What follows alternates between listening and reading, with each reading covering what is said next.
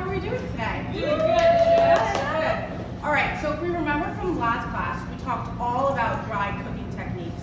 Can anyone name a few for me? Shallow frying. Yes, good. Grilling. Yes. Baking. Good. Deep frying. Boiling, do you say?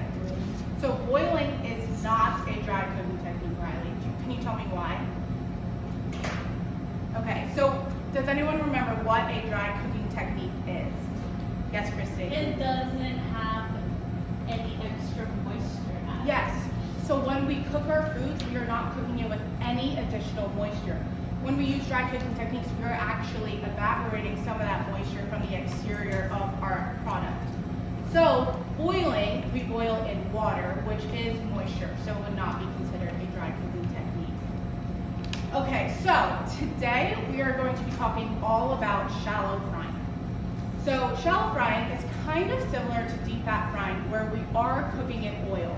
However, we're only going to use enough oil to cover about a half to 3/4 of the product. So we want that fat to be hot enough to sizzle. That's going to be around 350 to maybe 375 degrees. And something that's a little bit different is that we're going to be cooking it a little bit longer than we would if we were deep fat frying, and we're going to be cooking it at a lower temperature. So when we think about shallow frying versus deep fat frying, I want you to guys kind of think about it like a swimming pool. When you jump into that deep end, you are fully submerged in that water, just like our product would be if it was deep fat frying. It's fully submerged in that oil. But if you hop into the shallow end, you're not going to be fully submerged. You're maybe going to be halfway covered, just like our chicken cutlets will be today. So, does anybody have any past experience frying? No? At my house, I burn myself You burnt yourself? How'd you burn yourself, Christy? because the chicken was, I don't know if it had like water or if it was cold, but I put it in there and then it splattered all over me. Oh no. Okay, well hopefully today we'll learn some new techniques so that does not happen again. So, something about today is that there is no recipe. So one thing about shallow frying is it's more about the technique. So we're going to walk through each step, and then hopefully you guys can transfer that to your own cooking. So today, like I said, we will be making chicken cutlets. So I have some pre-pounded chicken, but I will be pounding one chicken for you guys today just so we can talk about it. Because why do we think it's important to make sure we pound down any product we have? To cook it nicely Yes. because we are shallow frying it, so it has like more chances that it's not cooked from inside. Exactly. Yes. So we want it to all be even. Basically, right now, if we look at this chicken breast, we can see that it's a bit thicker over here and more thin down here. So we want to create a nice, even, flat surface so that when we put it into that oil, it will just perfectly cook on each side, and we won't have maybe a perfectly cooked one side and then a burnt, crispy one side, or a perfectly cooked and then kind of raw and just not what we want. So we're going to pound it down. So apologize for the noise.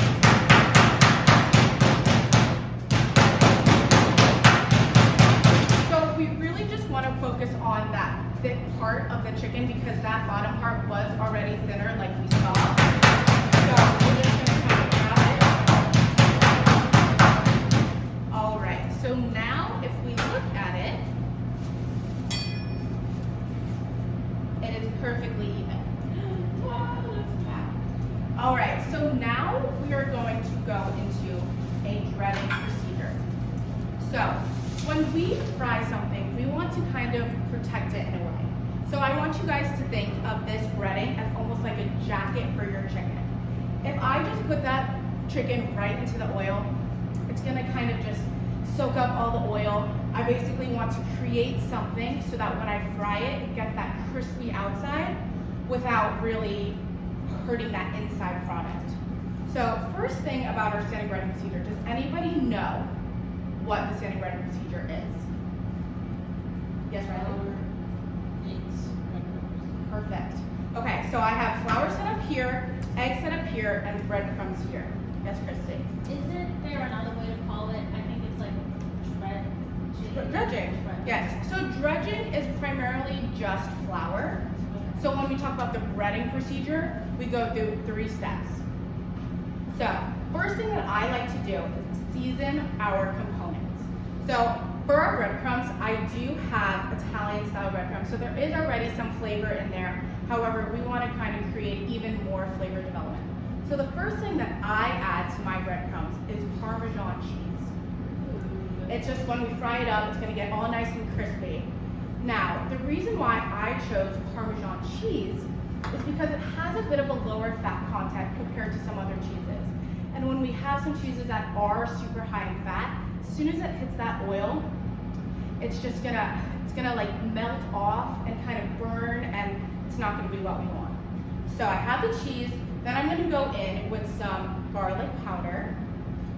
This is already in the breadcrumbs, so now we're just adding some extra flavor, some onion powder. I have some Italian seasonings. And some paprika. This is sweet paprika, not smoky. What's the difference? So smoked paprika, the pepper itself will be smoked. So it kind of creates that like burnt barbecue almost flavor. Whereas this, we kind of just want it to be a little bit more mellow while still creating some flavor. Can anyone tell me what paprika is? Wow. Okay. No, that's okay. So paprika are red bell peppers dried, dehydrated. Oh. Yeah. All right. So I just added some salt and pepper. So now I'm just gonna mix these all so it's all fully combined.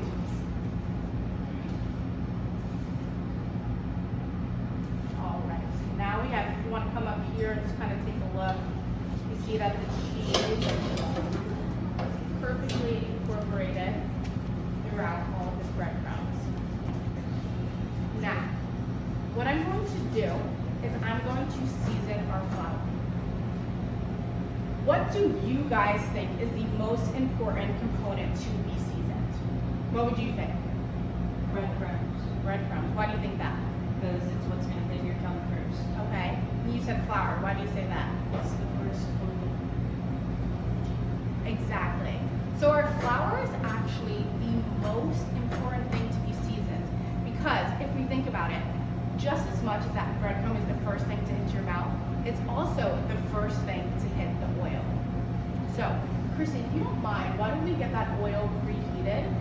Starting, you could just kind of put it at low. This one is fine. That one you might have to use the lighter to help them. Yep. Okay, so I'm going to season the flour with just the same seasonings as we did the breadcrumbs. So I'm going to go in with that garlic. I'm going to go in with onion. How are you doing? Got it? And then just kind of low. You just want it to slowly start heating up. Go in with the Italian seasoning. So these are also mainly spices that are already in that Italian breadcrumb mixture.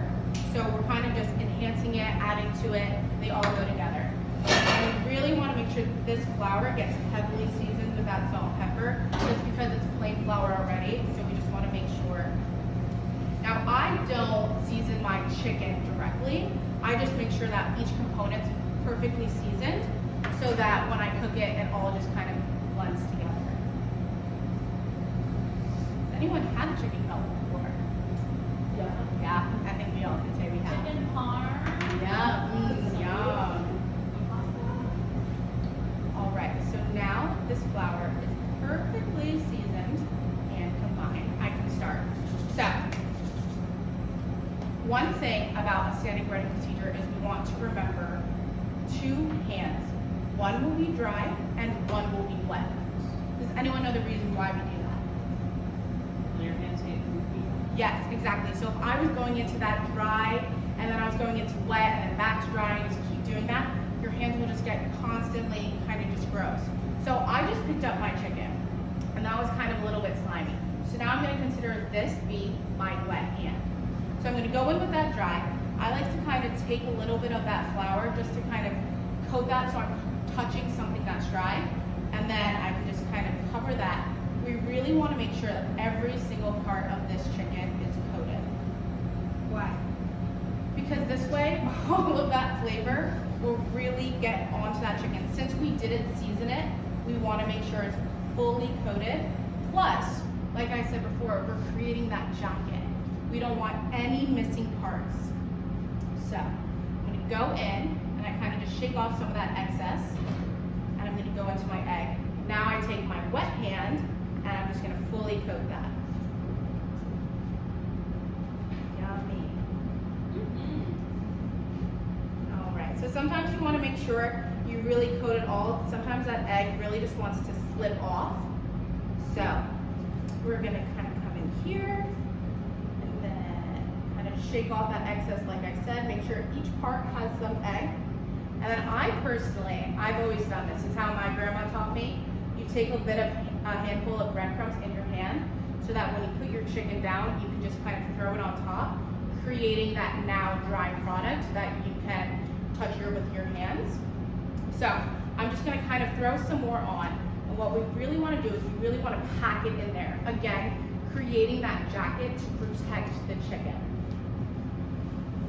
All right, and then we kind of just flip it over, do the same thing to the other side.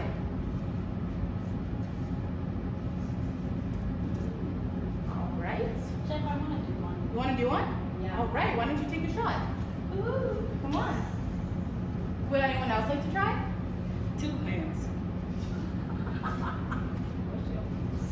So you just touched your chicken with that hand, so what hand will that be? My wet hand. Exactly. All right, so now if we take a look at this chicken, we don't see any parts of that chicken that's exposed. So now we're just gonna place it down on our tray.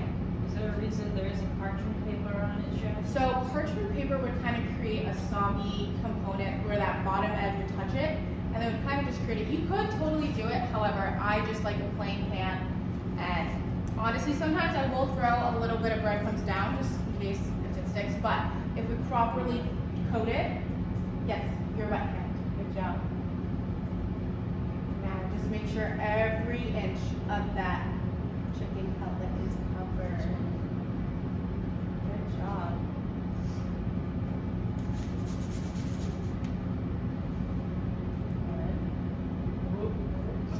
Slippery. Has anyone made chicken cutlets before? No, No, so this is our first, you have? Imran? How did you serve them? What did you serve them with?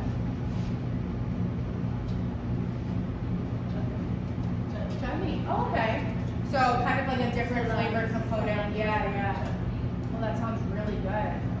So chicken cutlets are actually something we find in many cultures. I know, for instance, in Germany they call it Schnitzel. Fun fact: my dog's name is Schnitzel. Come make one. It's fun. Does anyone else want to try? Yeah, you want to try? Yeah, make sure you wash your hands if you are touching and working with chicken. You don't want to contaminate anything.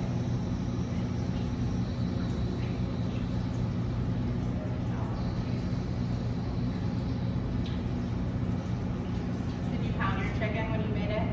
Yeah. Was it fun? Get all your anger out. Just think about something that makes you really mad and just smash it. That's my favorite part. Good job. Wet.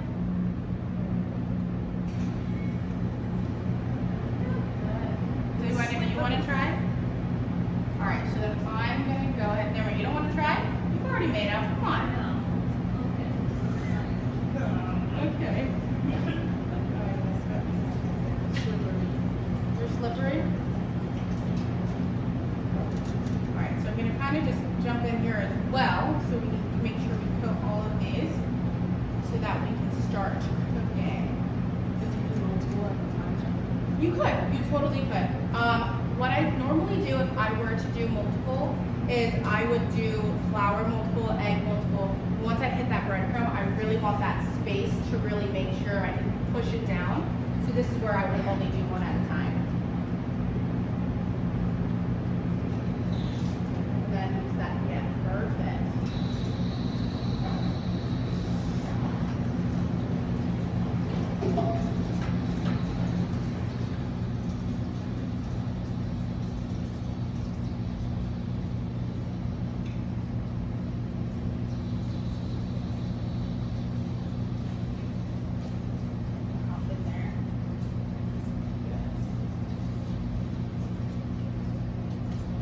wanna try one, Riley? Sure? Okay. We'll get you in on the frying, don't you worry. Woo!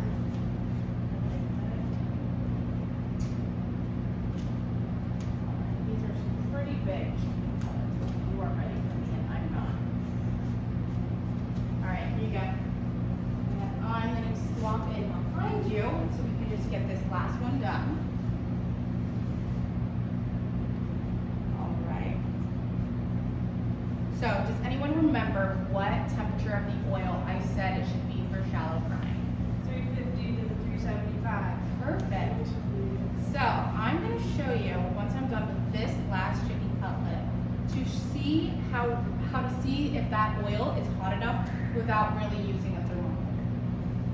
Just because, especially with that shallow, it can be hard to kind of get in the thermometer in there.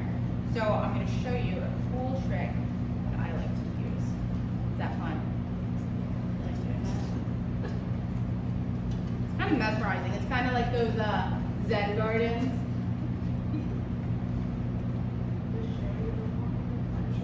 This is already I already did that. Could you make these as meal prep, chef? You totally could. So something that I like to do is once I make a bunch of chicken cutlets, I'll freeze them.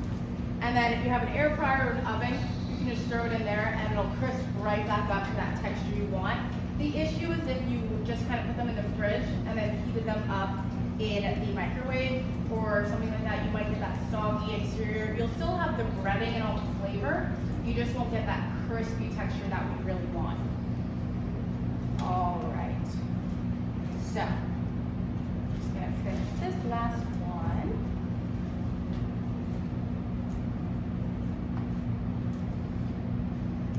All right. So now, if we kind of all want to come around to the range, I'm going to show you some ways we can see if our oil is hot enough. And then I'm going to go wash my hands. But if we look at this pan and the oil in it, see that it kind of moves very fast. See? It's heating up, so it's losing that like thick density it has. Over here, you do see it, and if you look very closely, you can kind of see it shimmer in the light. But my favorite trick that I do is you take a little bit of breadcrumbs, and what we said earlier is that we want that oil to sizzle. So, do we see it sizzling? So that means that that oil is ready. So now let's try over here. And it sizzles. You see that? So I'm just going to turn this up a bit. There we go. Okay, so as we put it in the pan, what I want you guys to do is you're just going to take the chicken, you're just going to kind of shake it off so we don't have any excess breadcrumbs fall into that oil and just kind of burn up. And then when you place it in the oil, you always want to place away from you so that oil doesn't splat on. So I'm just going to go in and place it in. And now you see that it's kind of sizzling and it's already forming that crust. So Christy, you want to try and throw one in, and Riley, you guys can work over here. And then Kara and Nimra, you guys can work on over here. And then I'm going to wash my hands and get all this egg and flour off me.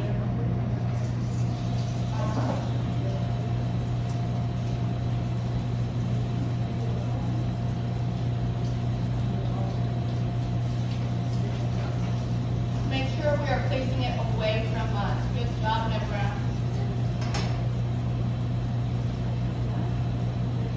It looks like a heart. Sounds like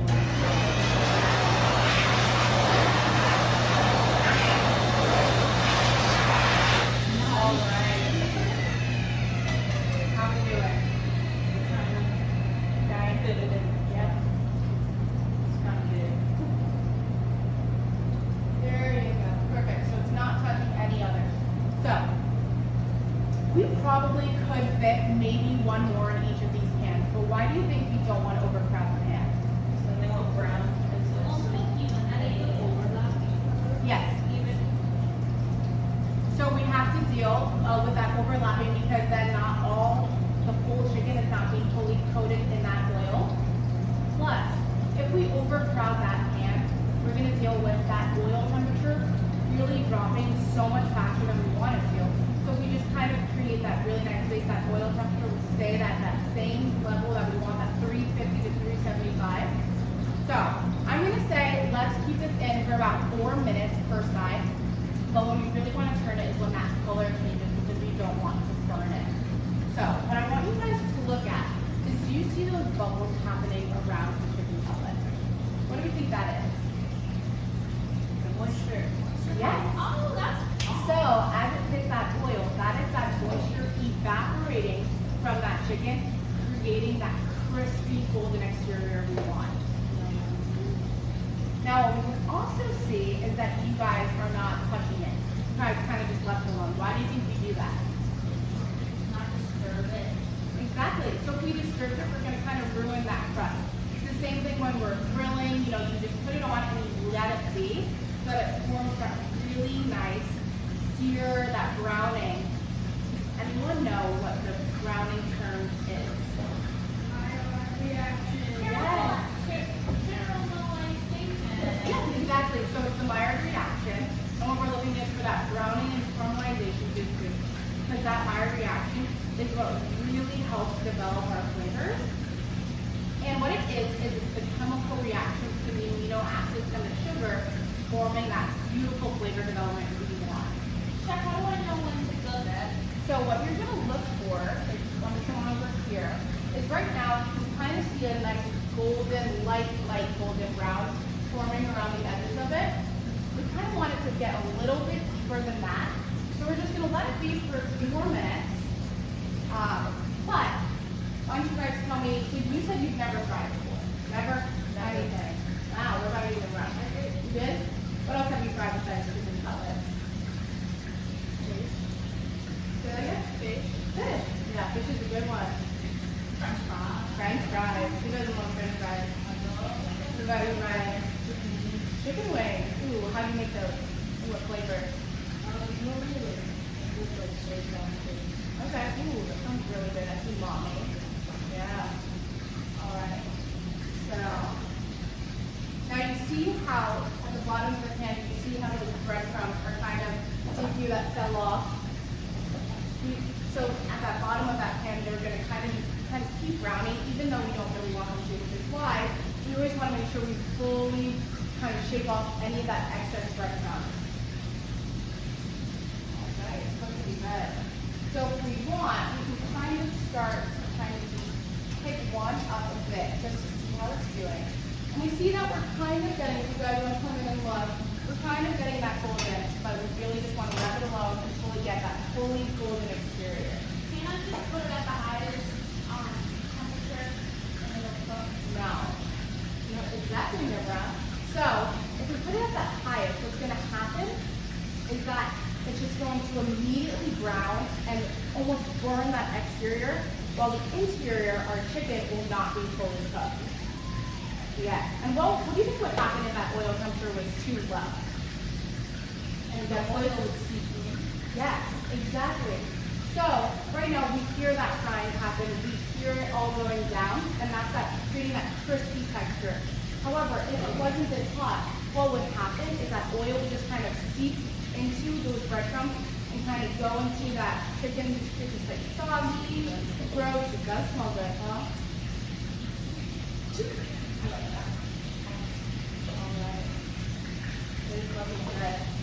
All right, so can anyone guess what oil I use? Canola. Why can't I use olive oil?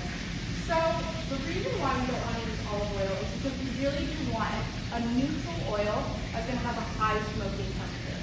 Since we're heating up to 350 to 375, we want to make sure we have an oil that can expand while also being neutral enough where the flavors of the oil aren't being imparted into the actual chicken cutlet. Now, I actually have made chicken cutlets with olive oil. It does have a higher smoking point than sometimes we are seen to believe. And with this kind of food, since chicken cutlet is Italian and olive oil, especially extra virgin olive oil, can be, really using those Italian flavors, it does go well. However, you do risk it kind of reaching that really high smoking point and ultimately just burning and not creating that bitter taste. So I think they're ready. All right, do you want to flip one? I'm ready to go. I'll flip one first. Okay. So I'm going to take it, and then I'm just going to flip away from me. So the same way that we placed it in, we're going to flip away so that oil does not splatter on it. So want to take a shot? We got this. You guys want to take yours? Chef, what happens if the oil does splatter on this anyway? So for oil does splatter on you, you guys pour yourself. We're going to take you over to get some burn cream. All right. Now, there you go. Yeah, here. So as you flip it, you can kind of hear that sizzling really picked up. It's now, so what happened is that as we were cooking that one side, moisture started building up on that other side, the side that was not touching the oil. We started getting with that moisture as it was evaporating, it kind of all seeped into that side. So as we flipped it, it just all now is hitting that oil, but now the seed, those bubbles, is evaporating. You see the steam coming out of it, which is exactly what we want. Which is why this is considered a dry cooking technique. I know it can be a little confusing because we're kind of cooking it in a liquid. However, with oil, none of that moisture really seeps in. As you can see, it allows that moisture to evaporate and really create that crispy exterior that we want. Doesn't it? It smells good too, huh? Yeah. What are you smelling? The seasoning. The seasoning? What are you guys? It smells like food festival. Food festival, yes. Food festivals have a lot of fried food, which is all fried in oil. So, can you make a chicken nugget like this? Or is it different? You totally could. The only thing with chicken nuggets is they're going to be a lot smaller, which means that they may not need that full 4 minutes on each side just because they're going to have a smaller surface area, meaning that we can flip them a little bit earlier. They're going to be, chicken cutlets are normally deep fried just because they're smaller, they'll cook faster. For something like this, we really want to make sure that we fully get every side of it. All right. Now, can anyone tell me what temperature we want these chicken cutlets to be cooked to? 165. Good. Now, does anybody know anything about carryover cooking? Do we know what that is? What? Carryover cooking. Is it when the food continues cooking even after taking it out of the pan? Yes, exactly. So right now it's in such a hot environment. Same thing if we were in the oven, if we were on the grill. When we cook it, as soon as we take it off, it's going to be a certain temperature. But then as we let it rest, what we're going to see is we're going to see it, the temperature continue to rise and kind of carry over. All right. Can you try some? Yeah, let's take check on one. All right, so as you can see, it's starting to get that crisp color, but not exactly where we want it.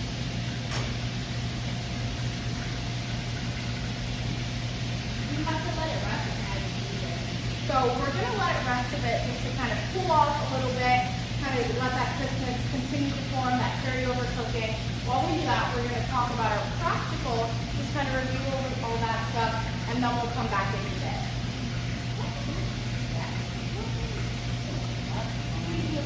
As that continues to cook, I'm just going to kind of clean up this area, just so we have a space to kind of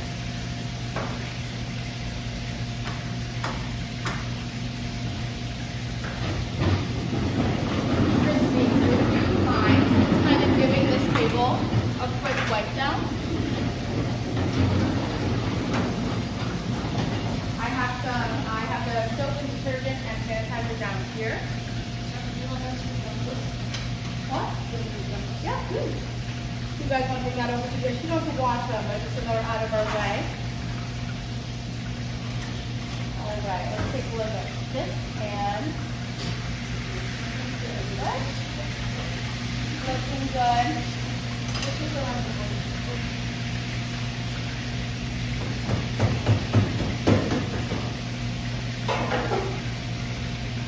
Right. Thank you guys.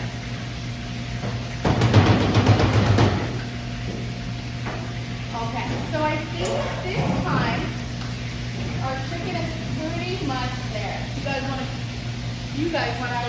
see? As you can see, that chicken that really formed that nice, beautiful color you're looking for. So you want to see, you can kind of really create that nice color we're looking for. So what I'm going to do is I'm going to turn off that heat on both of them. And then I have a pan over here over them. Now why do you think I put a rack on this pan? Exactly. We want that oil to drip down and kind of have that full air to kind of breathe so that it doesn't just sit in its own oil and juices and kind of just get soggy. We work so hard to create that nice crispy exterior. We don't want to ruin it by putting it just on a pan. Put that off the back. Bring this over. Place them on here. So that oil, do you just throw it like off in the trash or like in the drain? So what you could do is you can let it cool down and then you can let it strain it so that it release any of those breadcrumbs that fell in, and then you can use it for the next time that you cook a chicken cutlet. Or you can just kind of, here at school we do have a giant container that we can put all of our oil, which is really nice. So what I'm gonna do now is I'm going to go into one of these chicken cutlets. So since these are so thin, if I just kind of put this in right here, it's not going to give me a really nice accurate reading. So what I'm actually going to do is pick one up and kind of go right down in the middle. Now, if we look at it, it hit 194, so it's definitely cooked. So we don't have to worry about undercooked chicken and the risk of salmonella. So, if you guys don't mind, we're going to go over here. While those rest, we're just going to talk about a practical, make sure we're all up to speed.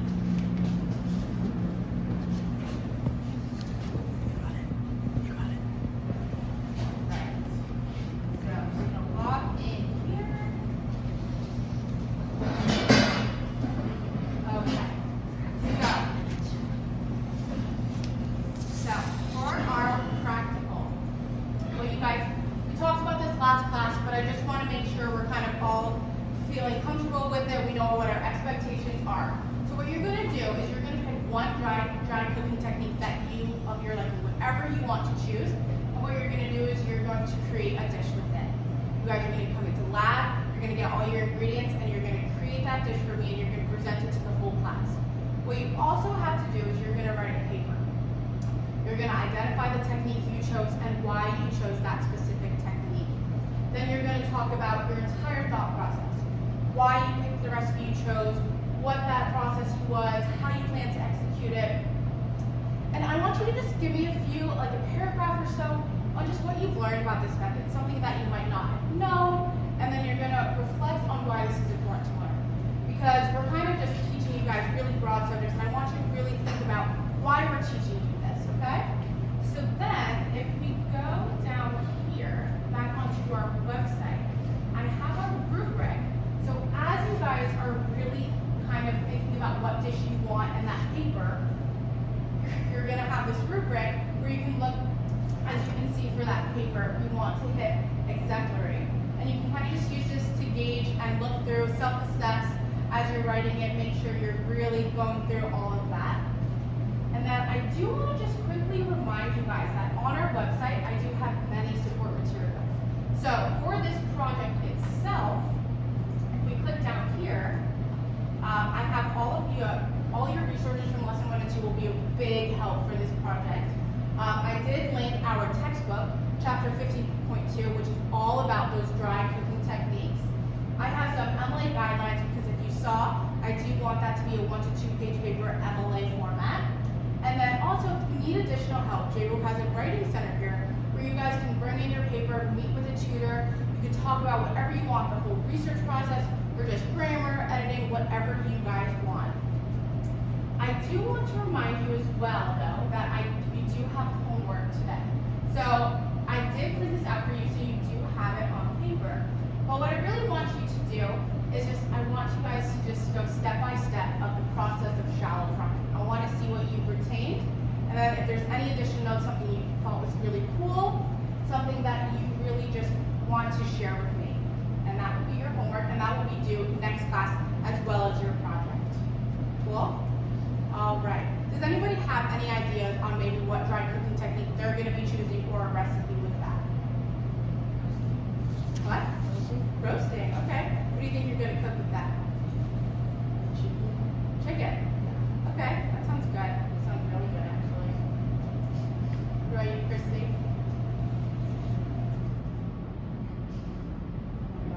Did you at least pick your dry cooking technique? Deep frying. Deep frying. Okay. What do you think you're going to deep fry?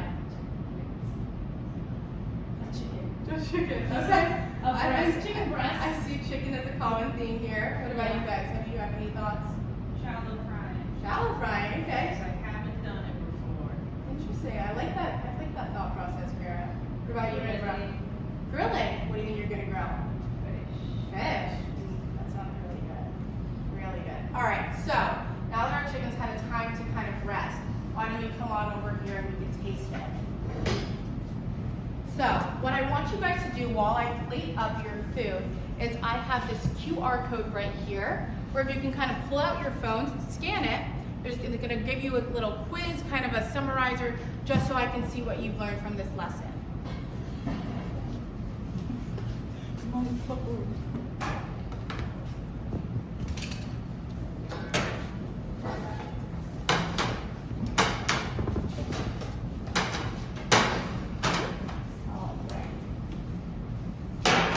So, to go along with our chicken cutlet, I wanted to serve it with something, so I'm going to serve it with this arugula salad. And what I whipped up before class was just a simple lemon vinaigrette. All it is some olive oil, a little bit of lemon juice, salt, pepper, and I'm going to drizzle some on this arugula. The nice bitter and freshness of the arugula will really complement that chicken cutlet well. I'm just going to toss it all together.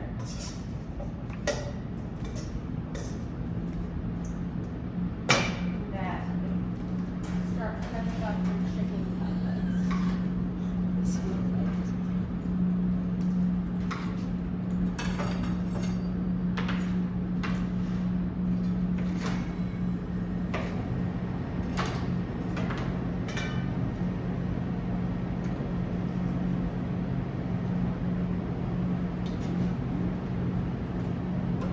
You guys notice I'm using tongs.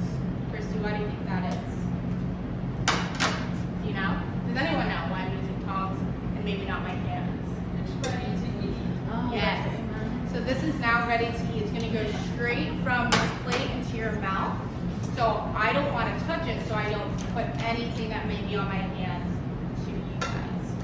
So now we all have a little arugula, and then I kind of just cut these chicken cutlets in half, and I'm going to put them on the plate.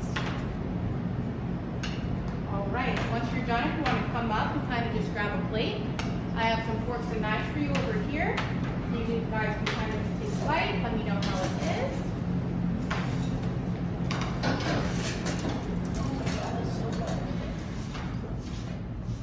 Perfect.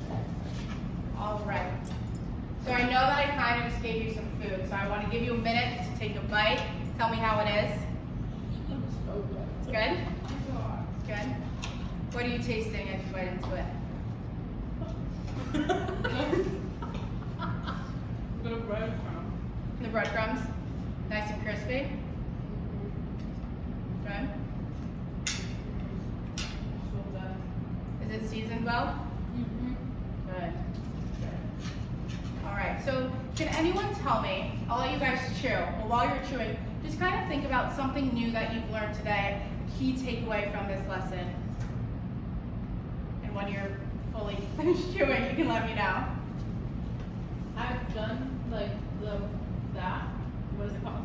Shallow frying? No, Oh, the breading, yes. but it never turned out crispy and it always fell off. Interesting. Maybe that's because of the oil temperature wasn't hot enough, or maybe it was too hot. What was the key takeaway for you, Nimra? It should not be super hot. Yeah. You don't want it to just burn and kind of just not put that inside. What about you, Riley? All along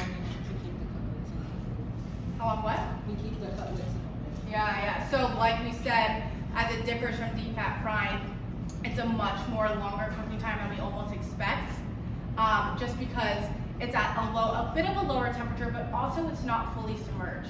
In that fryer, it's really kind of hitting that the whole surface is being hit by that hot temperature, while that shallow frying, we're only working with half, so it is going to be longer than we think. What was the key takeaway for you, Kira?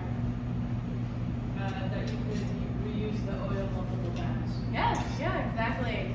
You know, there is a certain point, I wouldn't go maybe past 2 or 3 times, then it kind of just gets used and kind of gross, and it's not going to provide that same qualities we really want our oil to give us. So I want you guys to kind of remember that shallow frying is more of a technique than really a recipe. So as you guys go into your kitchen and you cook whatever technique it may be, I hope you take some of these lessons with you. Don't forget to keep working on your shallow frying assessment and your project. And I will see you next time.